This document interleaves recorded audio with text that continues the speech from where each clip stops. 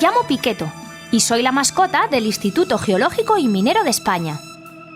Me ocupo de enseñar a la gente menuda cosas sobre nuestro planeta y los recursos geológicos que de él se extraen, como las rocas ornamentales, los minerales y procesos con los que se fabrican elementos como el vidrio o el acero.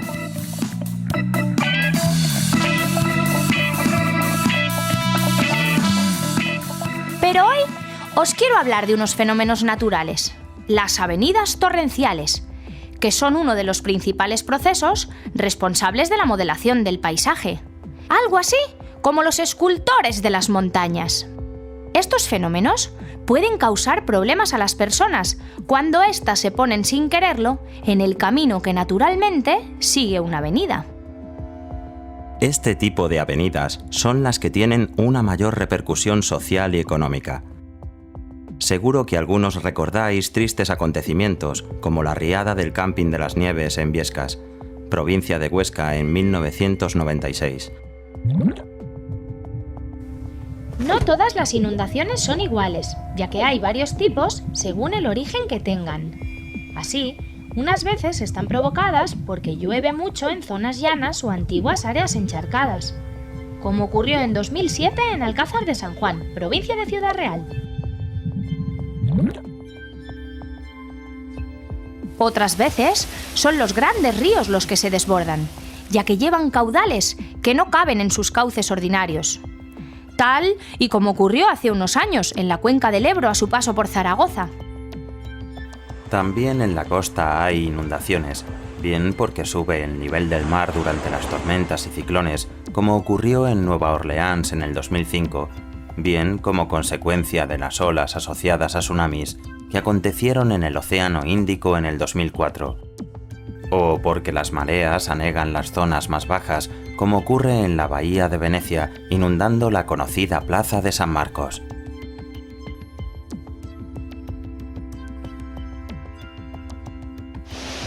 Pero de todas ellas, las inundaciones más peligrosas son las que resultan de avenidas torrenciales, ya que son muy rápidas y tienen tanta energía que pueden movilizar una gran cantidad de material, como rocas y árboles.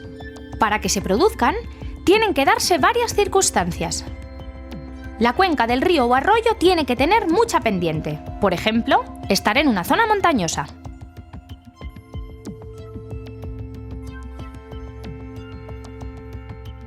La lluvia tiene que ser muy intensa.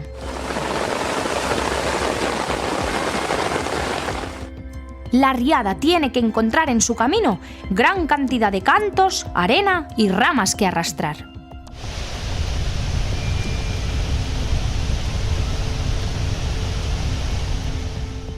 En nuestro país, estas características se dan en la mayor parte del territorio.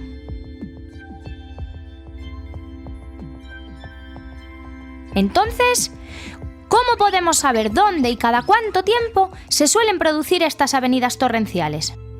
Por suerte, muchos expertos en ciencias de la Tierra las estudian e investigan, lo que permite que avancemos en su prevención. Vamos a ver algunos de ellos y sus funciones. Mariano Barrientos, de la Universidad de Barcelona, busca información en archivos y bibliotecas sobre inundaciones históricas, su frecuencia y sus consecuencias, ya que conocer los sucesos que han acontecido en el pasado nos ayuda a comprender su origen y nos ayuda a predecirlos en un futuro.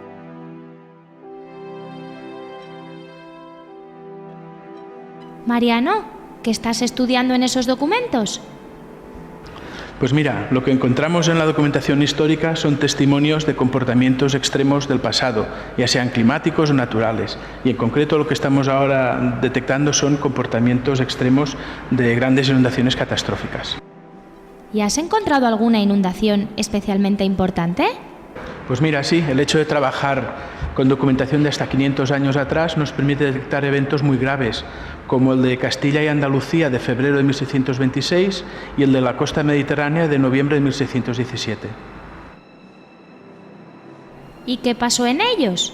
Pues en este tipo de eventos catastróficos lo que ocurría era que casi todos los ríos desbordaban y se producían graves daños en las ciudades. Por ejemplo, tanto en 1626 como en 1617 hubo alrededor de unos 500 muertos directos por ahogamiento, se hundieron más de 500, 700 viviendas, decenas de molinos, decenas de puentes quedaban completamente destruidos y esto ocasionaba un muy severo impacto en las poblaciones. ¿Y qué utilidad tienen todos estos estudios? Pues el estudio sistemático de las inundaciones catastróficas a lo largo de 400 o 500 años nos permite conocer muy en detalle su frecuencia, el comportamiento de los eventos, de los casos más graves y así poder emplear esta información para la mejora de las situaciones que puedan ocurrir en el futuro de un tipo similar. De esta forma, previniendo y conociendo bien estos fenómenos, podemos también mejorar la convivencia con ellos en un futuro próximo.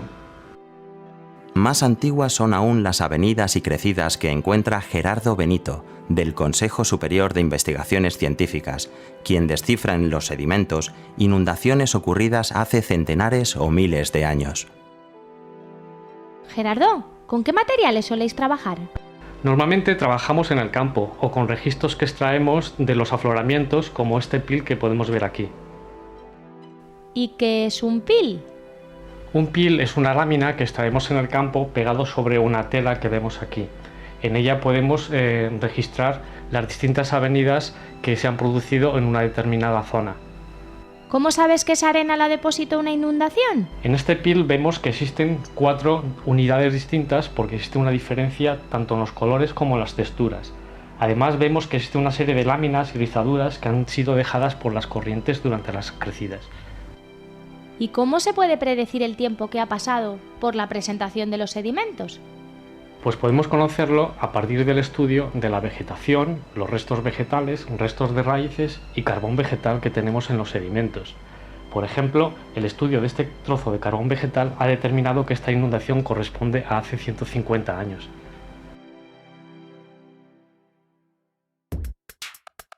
Félix Francés, de la Universidad Politécnica de Valencia, es capaz de hacer modelos numéricos con sus ordenadores, en los que simular cómo se generan y circulan las avenidas. Félix, ¿cómo sabes cuánto agua circulará por un río durante una avenida? Como normalmente no estamos midiendo en los caudales que circulan por todos los barrancos y ríos de un país o una región, necesitamos un modelo matemático que nos transforme los datos de lluvia, que sí que medimos con mucha más frecuencia, en los caudales no observados.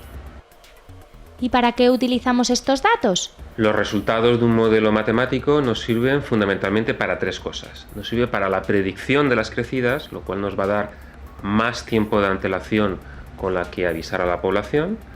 Nos va a servir para la prevención del riesgo de inundación, decidiendo dónde es mejor que la gente construya sus viviendas o se implanten las industrias.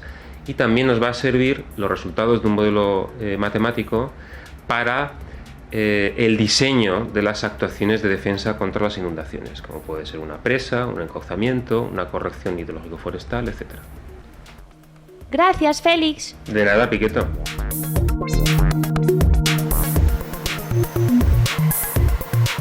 En el CEDEX, el Centro de Estudios y Experimentación de Obras Públicas, trabaja Conchita Marcuello, con simuladores de avenidas e inundaciones.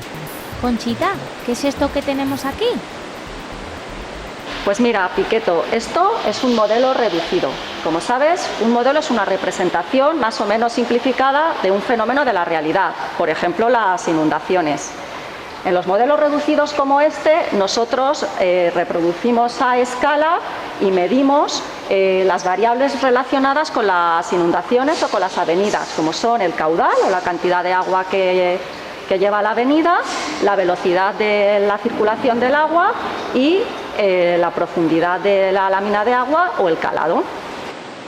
¿Y solo hay este tipo de modelos?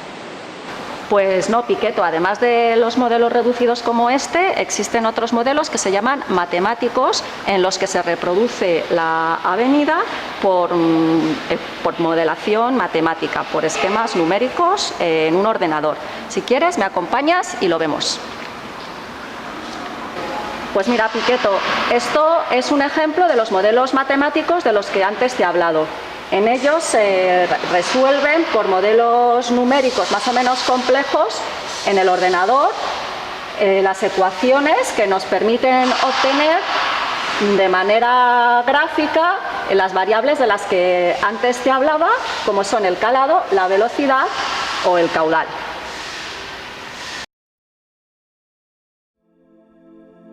También emplea métodos geológicos y geomorfológicos Elena Fernández Iglesias, del Indurot, Universidad de Oviedo.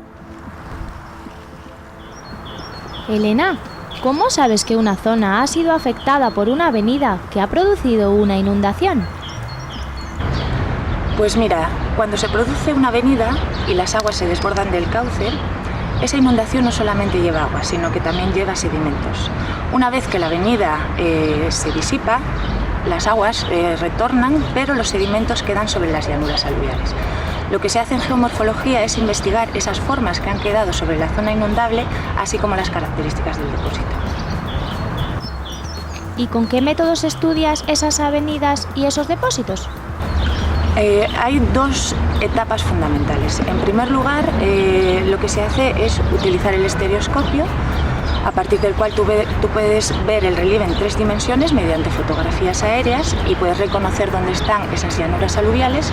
Y una vez que tienes identificadas esas formas, posteriormente vas al campo, haces estudios más detallados para confirmar esas evidencias que has visto previamente e investigarlas más en profundidad. ¿Y qué diferencia hay entre estos métodos y los otros modelos?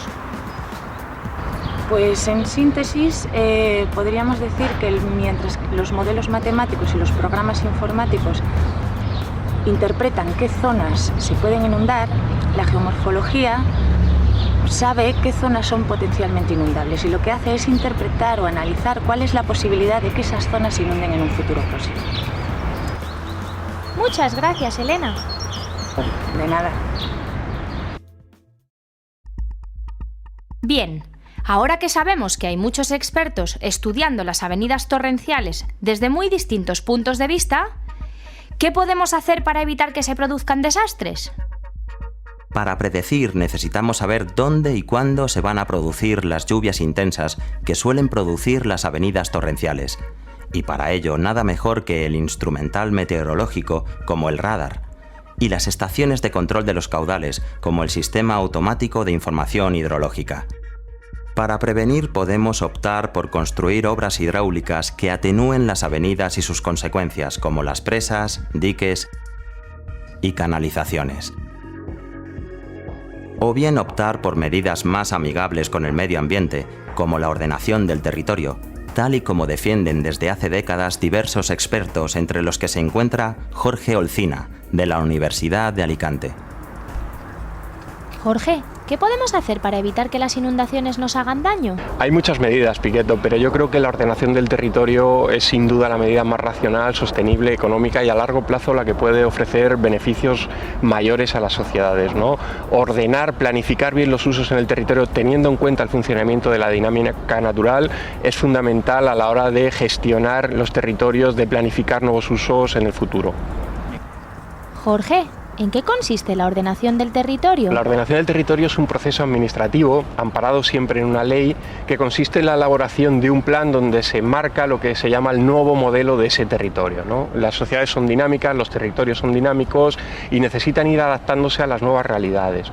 En este sentido es fundamental que todos los planes, todos esos nuevos modelos territoriales tengan siempre como base un buen estudio del medio físico, ¿no? Porque conociendo bien el medio físico podremos asentar con mayor racionalidad los nuevos usos que las sociedades demandan para el futuro.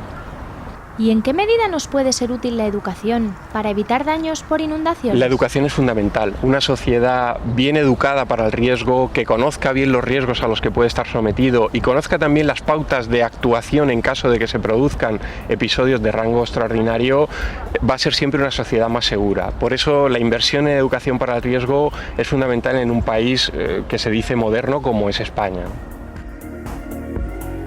Si aún así todos los sistemas de prevención fallan, la actuación de protección civil durante la emergencia es básica para evacuar a los afectados y socorrer a las víctimas.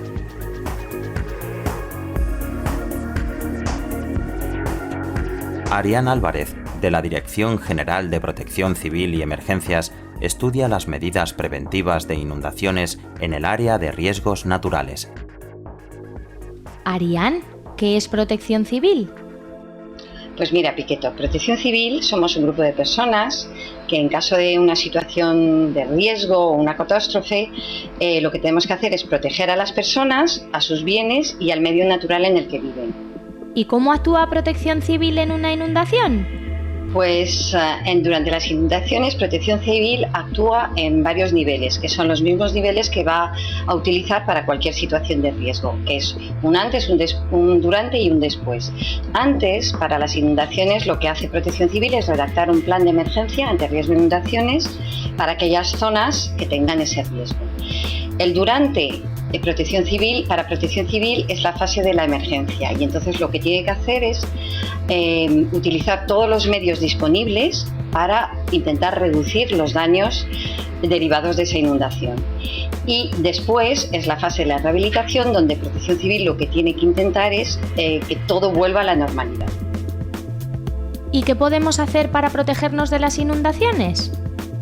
Pues depende del sitio donde te encuentres. Si te encuentras en el campo, lo más lógico es que te alejes de las zonas bajas, de las zonas de cauce, que no cruces los puentes que lleven agua y que subas a las zonas más altas. Si estás en ciudad y si estás solo en casa, lo primero avisar a algún familiar. No bajar a las zonas bajas de la vivienda, que pueden ser garajes o sótanos, y si estás en el colegio, sea instituto o colegio, pues hacer caso de las recomendaciones de tus profesores. Muchas gracias, Arián. Bueno, hasta luego, Piqueto. Una vez a salvo las personas, actúan los sistemas de seguros y reaseguros y otras medidas financieras para la recuperación de los daños materiales. Marián Gómez, del Área de Gestión de Subvenciones de la Dirección General de Protección Civil y Emergencias, tramita los expedientes para las familias afectadas por inundaciones. Marián, ¿qué tipo de ayudas tienen los que han sufrido inundaciones en sus casas? Pues el Estado tiene una serie de ayudas para las familias que han sufrido daños en sus viviendas y en sus bienes. Estas ayudas son para reparar el espacio donde se vive y los enseres que se utilizan dentro de estas viviendas. Muchas gracias, Marián. Muchas gracias, Piqueto.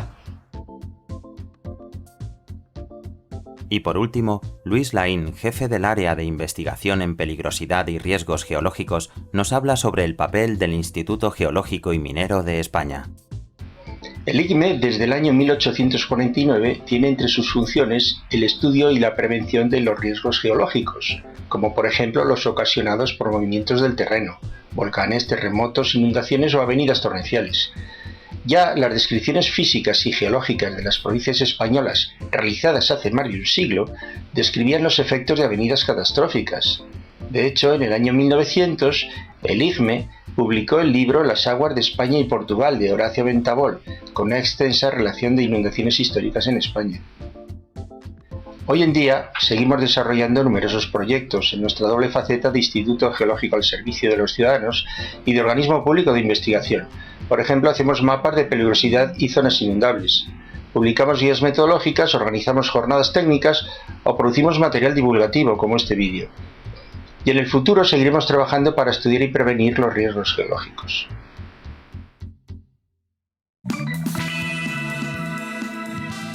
Bueno, amigos, espero que después de este documental todos sepamos algo más sobre las avenidas torrenciales, cómo se estudian y de qué manera se pueden evitar sus posibles consecuencias negativas. Y además, que os hayáis divertido sabiendo cuál es la labor de los científicos y técnicos del Instituto Geológico y Minero de España. ¡Adiós!